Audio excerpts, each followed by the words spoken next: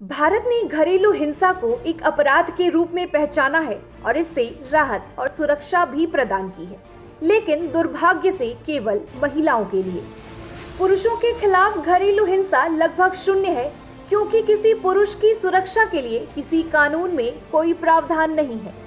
इसके अलावा हमारी सरकार समेत हर कोई पुरुषों द्वारा सामना की जाने वाली हिंसा को संबोधित करने में कोई खड़ा नहीं रहा है, जिसके परिणाम स्वरूप हमारे पास कई मामले हैं जहां महिलाएं अपने पति के खिलाफ झूठी शिकायत दर्ज करने के लिए अपने अधिकारों का इस्तेमाल करती हैं। महिलाएं अपने पति पर हमला करने के लिए धारा 498A और दहेज अधिनियम नामक हथियारों का इस्तेमाल करती हैं। भारतीय दंड संहिता की धारा 498A एक ऐसा प्रावधान है जिसके तहत महिला अपने पति और ससुराल वालों पर दहेज उत्पीड़न का केस दर्ज करा सकती है, परंतु बहुत सारी महिलाएं इस धारा का दुरुपयोग भी करती हैं। तो अगर आपके खिलाफ झूठी घरेलू हिंसा और दहेज का मामला दर्ज किया जाता है, तो ऐसी परिस्थिति में आप अपनी पत्नी के खिलाफ काउंटर केस दर्ज कर सकते हैं। पर इसके लिए यह जानना बेहद जरूरी है कि आप अपनी पत्नी पर क्या काउंटर केस कर सकते हैं। तो चलिए आपको बताते हैं उन तमाम धाराओं और कानूनों के बारे में जिसका इस्तेमाल आप कर सकते हैं खुद को और अपने परिवार को फर्जी केस से बचाने के लिए। पर इससे पहले कि वीडियो को आगे बढ़ाया जाए, आपको बता दें कि आप काउंटर केस तभी दर्ज करें जब आपके खिलाफ झूठा मुकदमा दर्ज कराया गया हो।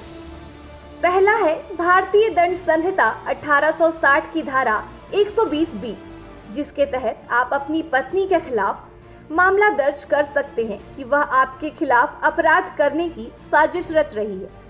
दूसरा है भारतीय दंड संहिता 1860 की धारा 191, जिसके तहत यदि आपको संदेह है कि आपकी पत्नी या कोई भी आपके खिलाफ न्यायालय या पुलिस स्टेशन में झूठे साक्ष्य प्रस्तुत कर रहा है, तो आप आरोप लगाते हुए मामला दर्ज कर सकते हैं कि जिन सबूतों का इस्तेमाल किया जा रहा है वो झूठे हैं।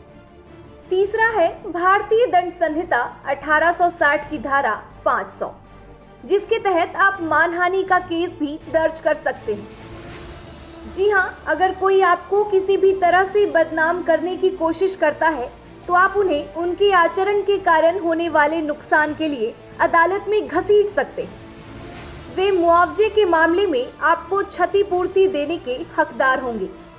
इसके बाद आता है भारतीय दंड संहिता 1860 की धारा 506, जिसके तहत आप अपनी पत्नी के खिलाफ आपराधिक धमकी का मामला दर्ज कर सकते हैं, यह आरोप लगाते हुए कि वह आपको या आपके परिवार या आपकी संपत्ति को नुकसान पहुंचाने की धमकी दे रही है।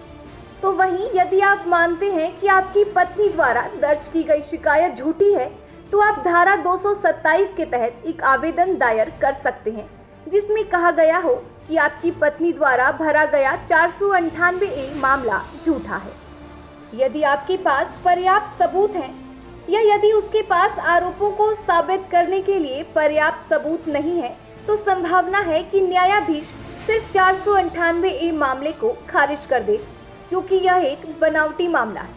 इसी के साथ इस वीडियो में बस इतना ही। कानून और संविधान से जुड़ी तमाम जानकारियों के लिए देखते रहें वॉइस ऑफ भारत।